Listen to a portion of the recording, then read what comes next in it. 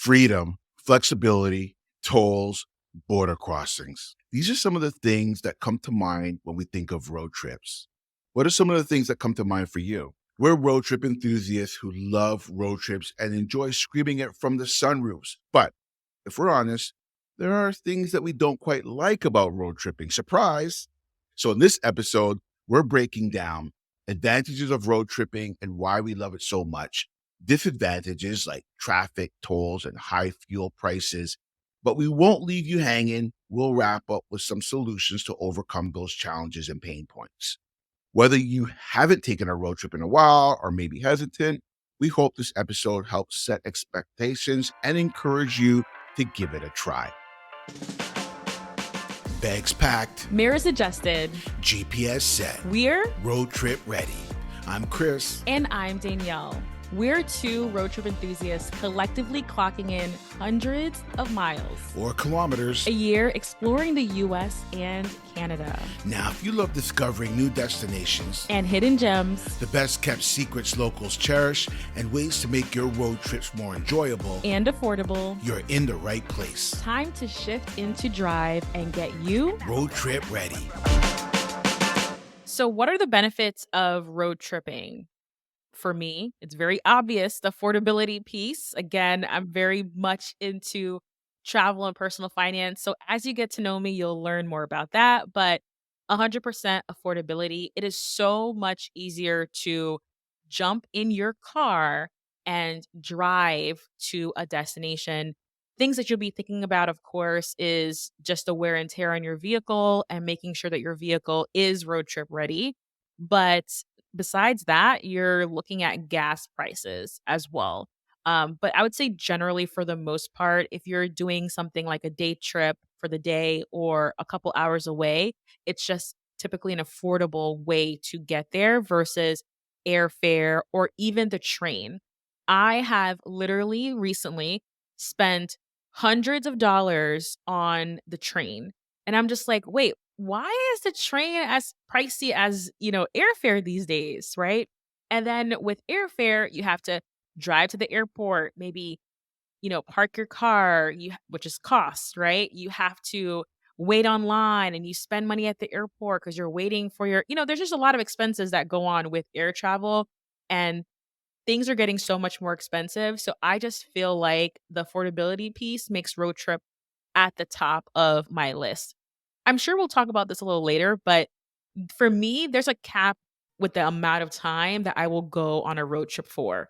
Most likely not an 8-hour road trip. Most likely, more than likely, I'll probably opt to take the plane at that point. But again, for things that are usually under 5 hours, I am more likely to just want to hop in the car and go.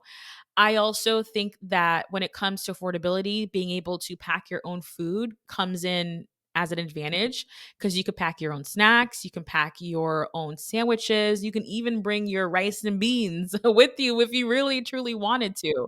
It just makes it, I think it's so much more affordable and you can manage your costs when it comes to road tripping. And then like lastly, there's just been a surge in flight prices, especially during the holidays, especially in the summertime.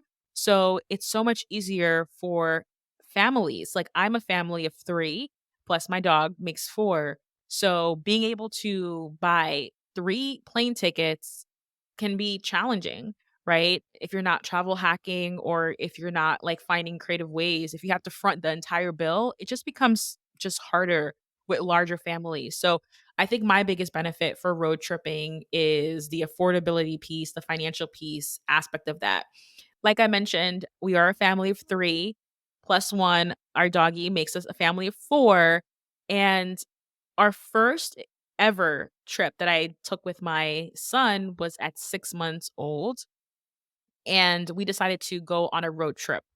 And the reason we decided road trip is because, again, it was more accessible. We felt like we had more control over how fast we're going. We had control over being able to stop when we want, being able to just, again, control our environment. It was so much less intimidating. And that road trip was about 4 hours away. So we could literally, and we literally packed our car to the brim with every little baby item we could think of was inside of that car. And my gosh, let me tell you, I forgot stuff still.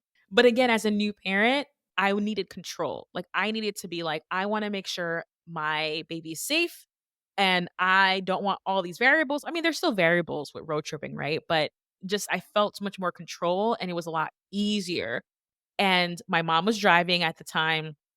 I was in the backseat with my son, and I could make sure I could literally just, look at him or just like make sure he's all set and okay.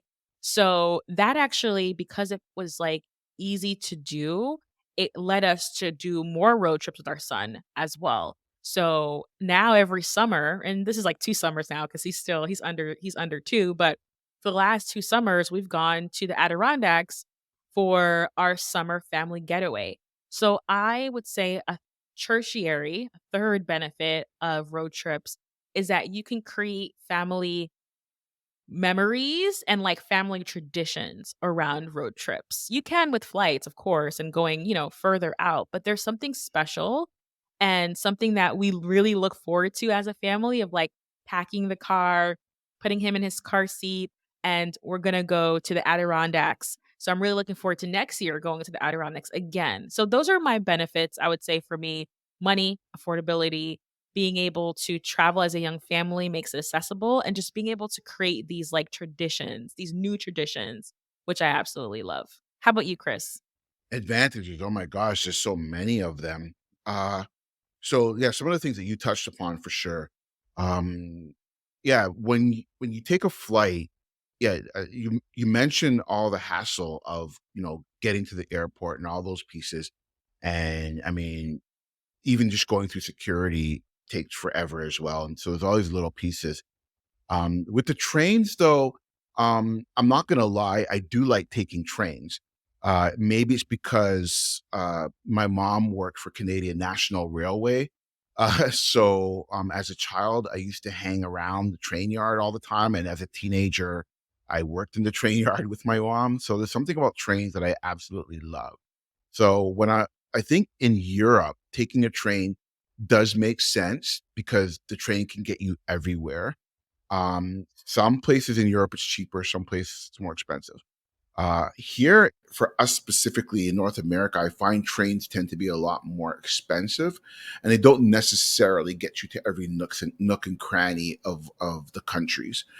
Um, when you go on those tours with people, there's things that you're walking with this tour group, and then you look down this alleyway, and you're like, well, what's down there?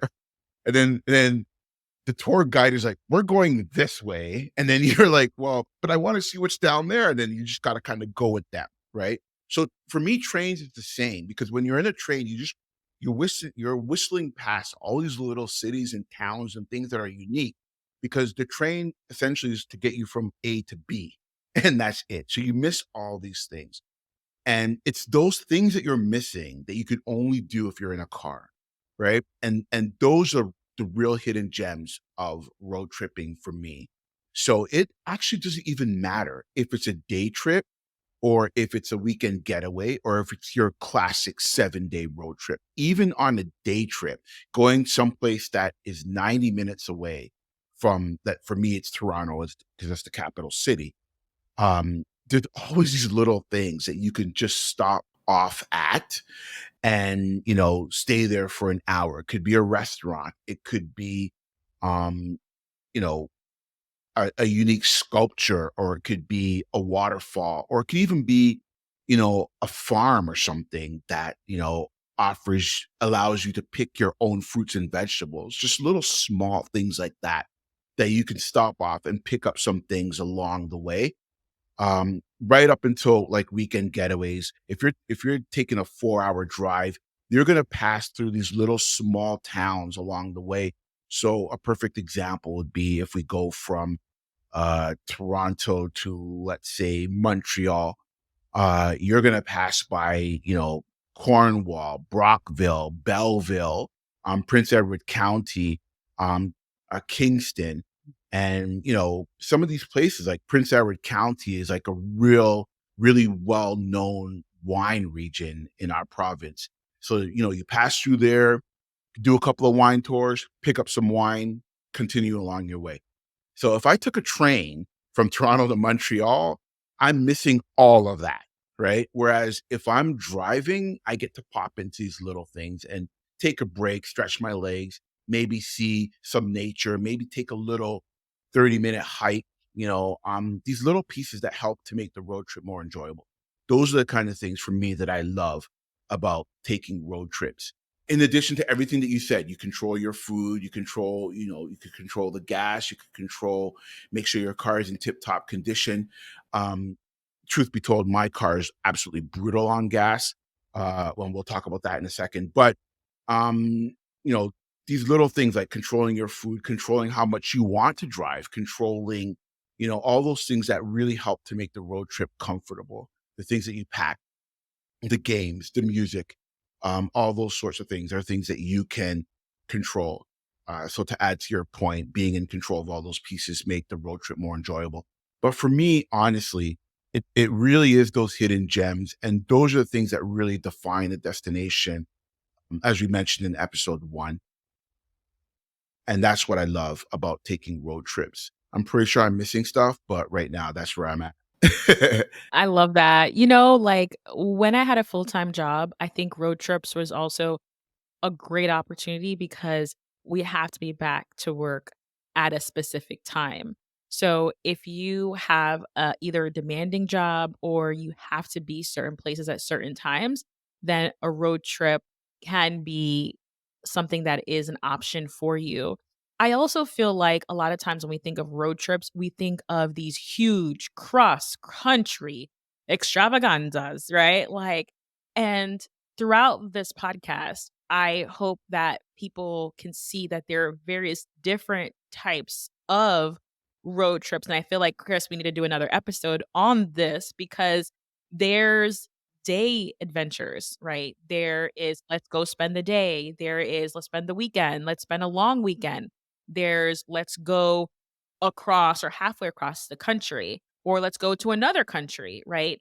So there's just so many different varieties of what road trips look like. And I feel like a lot of times we feel like it must be packing an RV and going across the country or, across the world with this RV. And it doesn't have to be that way. So I think the time obligation also is big, and you kind of hammered this in about control. I love the fact that you can control your environment. You can control, do I rent a car versus bring my own car?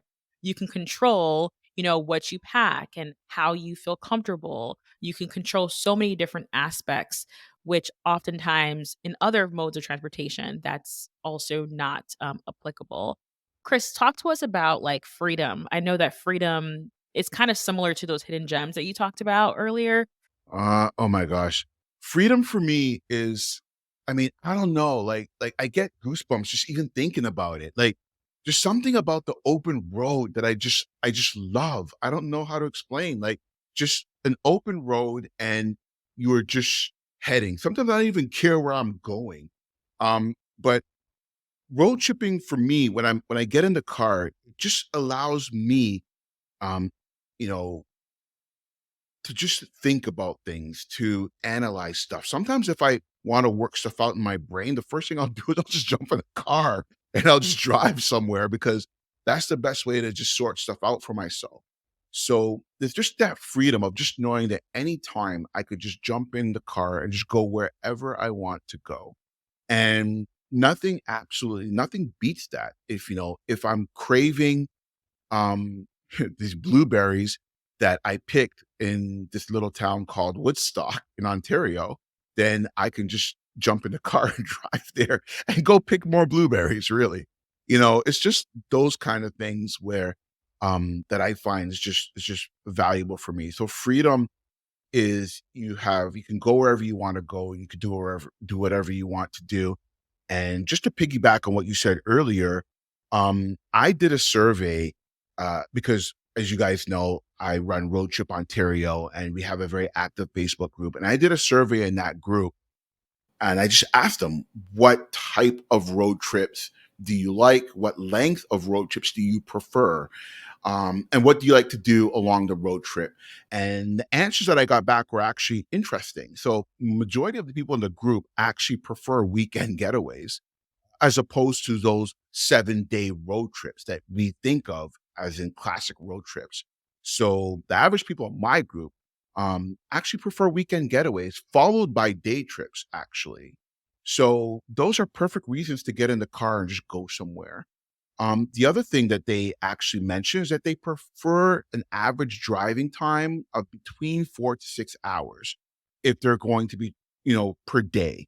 So that means that ain't nobody's really traveling for 8 hours straight. People prefer, a shorter amount of time. And then if they need to bunk up in an accommodation, then they will before they continue. Which brings home the point that I said before. If you're going from one place to another place, you're passing by all these little small places anyways. Just make it a pit stop, spend the night if you need to, make sure you're refreshed, whatever it is. And the other thing that they said that they really enjoy is actually checking things out. They're not the kind of people really to go from point A to point B. They like going and exploring things and seeing stuff and learning about this new thing or discovering this cool, cute little trail that takes you to see some magnificent waterfall that's off the beaten path. They really like the off the beaten path, hidden gems kind of thing. And all that ties back in to freedom because, you know, if you're on a train or if you're on a plane, there's no way you're just flying over or choo-chooing past everything that, your freedom is taken away. So with freedom, you're now allowed to explore those hidden gems. You're now allowed to go see this magnificent waterfall that you can only access from off the highway. So that's what freedom is for me. From those little things like hidden gems to just the the feeling of the open road. If Gordana, my partner, if she's not with me, then I can literally turn the music on full blast and just pretend like I can sing, even though I know that I can't. Right. But I can scream at the top of my lungs. People driving by me probably think that something's wrong with me and they probably will either speed up or slow down. They don't want to be around me. But you have the freedom to scream, to sing, or just to be quiet and just to think or listen to a great podcast like Road Trip Ready while you're driving to your next destination. That's freedom for me. What about you? Absolutely. All the things you mentioned are so important. It can be just kind of therapeutic for you to relax and unwind or to have those conversations with your partner or, with your friends and like bonding time. So I love all of those things. And I think this is a good point for us to jump into the pain points. I think it's important for us to be transparent and honest because things are not always rosy and amazing. I know typically after 3, 4 hours, I'm getting physically tired and it's harder for me to keep concentration. It's harder for me to stay focused. And I'm thinking about, ooh, a nap or, ooh, let me just sit here for a while and like kind of find a pit stop. But I think sometimes when it comes to the pit stops, is that the pit stops deter you from getting to your final destination. So you're maybe sometimes trying to power through your feelings and what your body's telling you because you're just trying to get to that destination. So the fatigue and the delays that happen as a result of taking frequent breaks can be something that is just a drawback. The traffic can really put you back.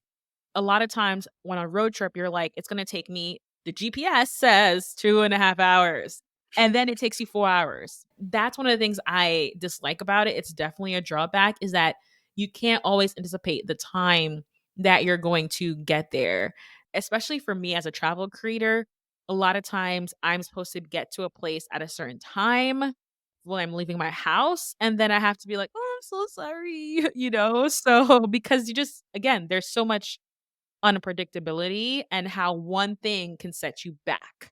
So, what's like Canada like when it comes to traffic? Does it not exist or does it? No, traffic is primarily a Toronto thing. So we have a saying here in Toronto that it takes an hour to get from Toronto to Toronto in any direction.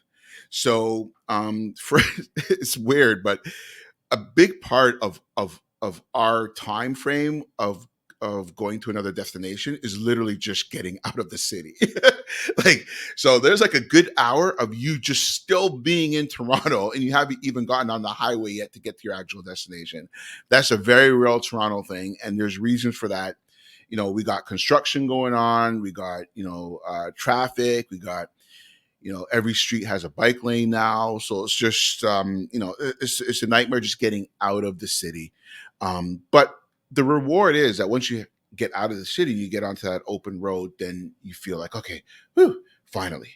But yeah, even the highways can be jammed, but once you get out into the urban rural areas, then the highway starts to calm down, and it's okay.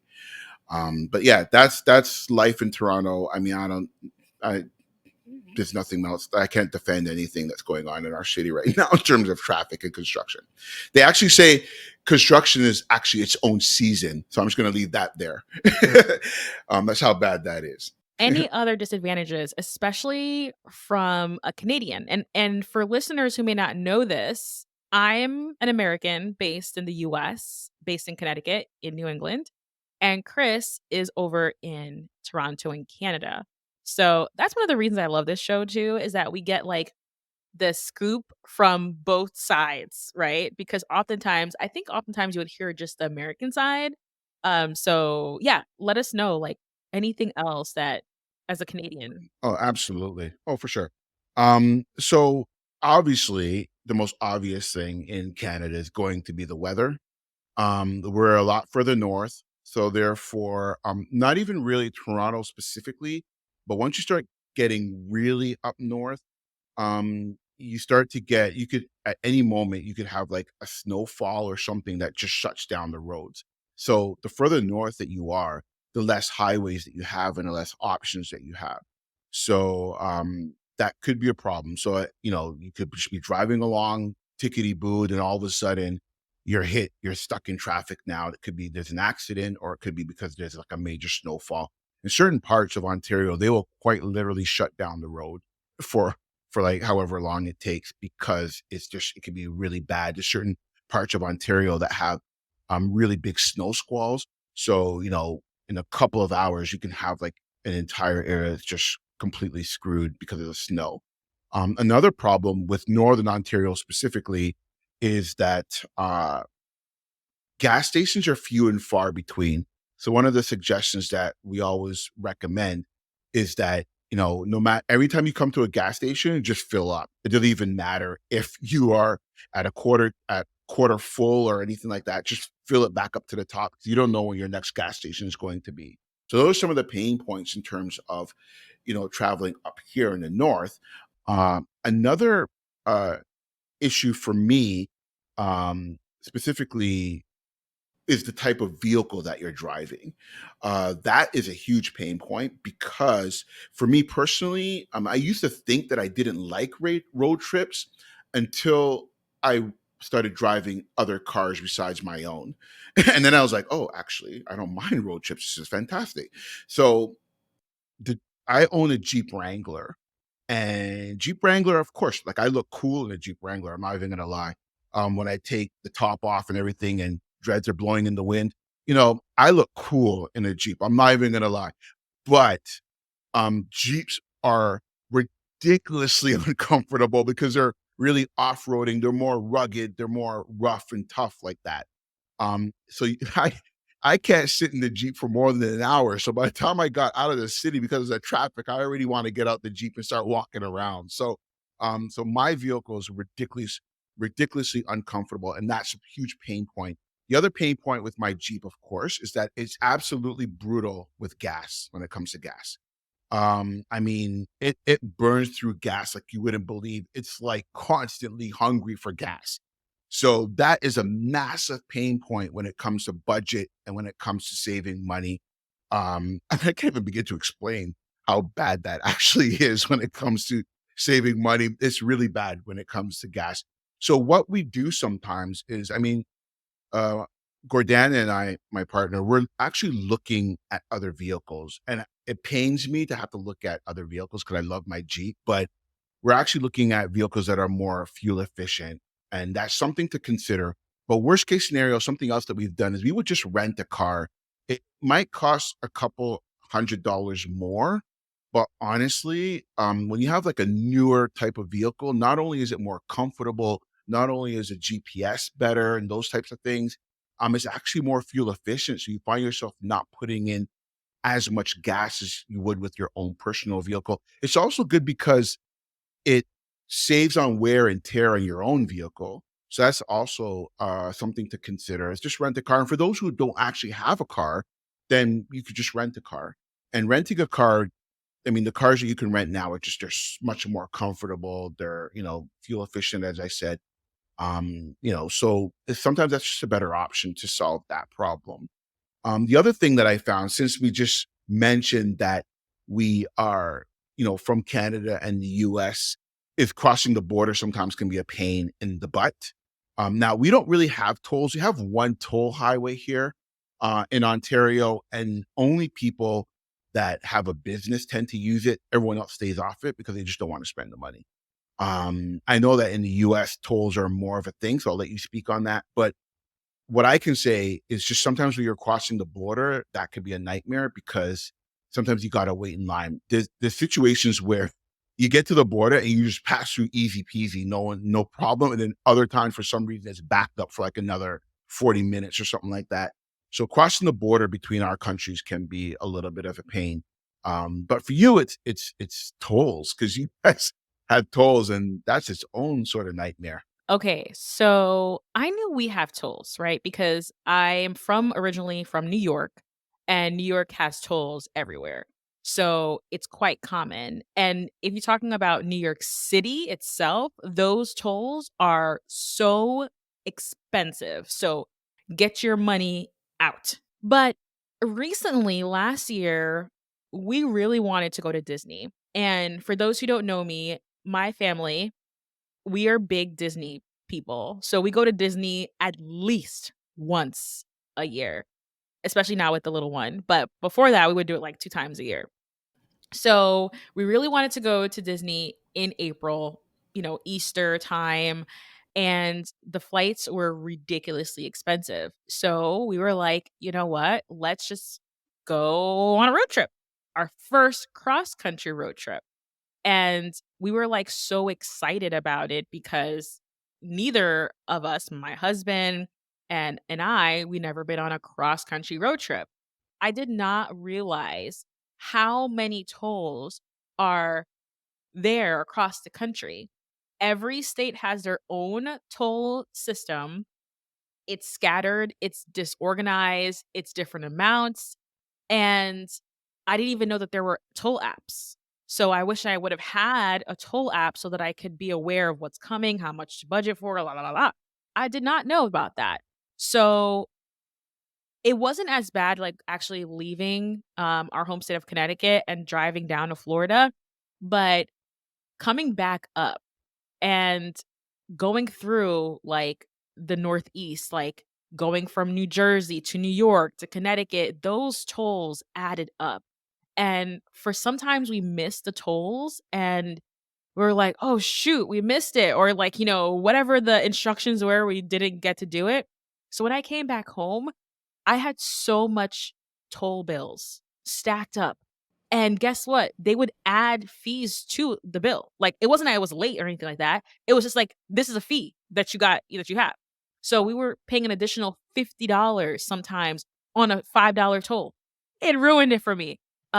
So I would say definitely do your research. And there are toll apps out there, and be aware that they exist. And the US, our toll system is just so scattered, disorganized, and the amount of money that you're spending, even on like, how they tell you, oh, it's easy. Not I wouldn't say easy pass, but I would say like the fast lane or whatever. It's like you don't need to actually give us cash at the toll because we'll bill you later.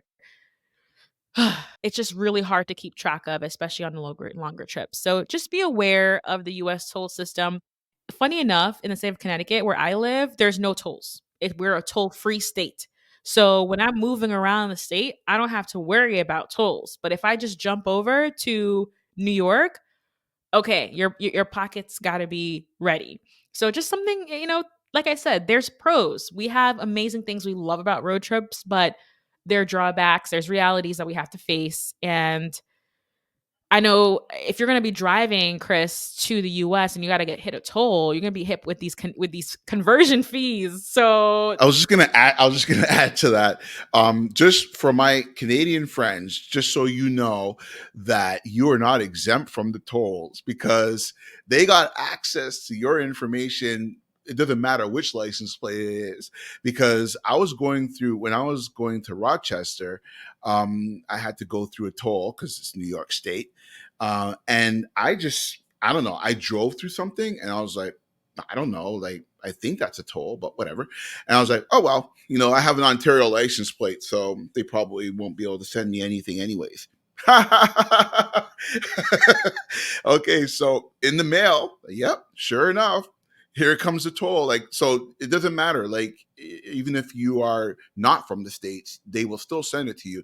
Now, because I was only in one state, they do have what I discovered is that they do have an app for it for New York State, I think specifically. And you can, if you subscribe to that app or something like that, if you pay some kind of monthly fee or something like that, then it knocks your toll price down. So just, I mean, I don't know, if you're making regular trips over there, then maybe that might be helpful. I'm not sure if every state has their own app or if it's just like, can you get some general app for all of the US? I'm just not sure, but I think the best way to save yourself any stress from that is just to budget for it. I find that if you budget for it, then it's to be expected and it's not a surprise. I think that's probably the best solution for me, but I haven't done any cross road trip stuff across the states yet. But I do plan on, obviously. So right now, because of Road Trip Ontario, I've just been visiting. Like I would go to Buffalo, and you cross the border. I go into Buffalo, and Buffalo. I'm just staying in Buffalo. I'm not going anywhere. So there's no fees. So it's just interesting. But once I went from Buffalo to Rochester, then all of a sudden there's a toll. So I'm like, I don't understand. So it is what it is. But yeah, I just want to point out that Canada is not exempt. They can still read your license plate and will gladly send you a bill. So I'm just saying. better come with that check, right? Like there's no skimping out, no skipping out on those tolls. So, alrighty, that is all that we have for this episode. We hope that it offers you not only the advantages to get you road trip ready and get you eager to go out the door, but also talk about some of those drawbacks because let's be honest, it's not always fun on a road trip and there's things for us to kind of keep in mind. So, thank you so much for spending time with us. We really appreciate it. We hope this episode motivates you and helps you to consider road trips in the near future. Join us in the next episode. We will be taking you to Rochester, and there's a bunch of things that we are exploring in Rochester. So we can't wait to share some of that stuff with you. So stay tuned. And if you haven't already, be sure to follow the podcast and subscribe to our YouTube channel, Road Trip Ready, for lots more to come. We'll see you all in the next episode.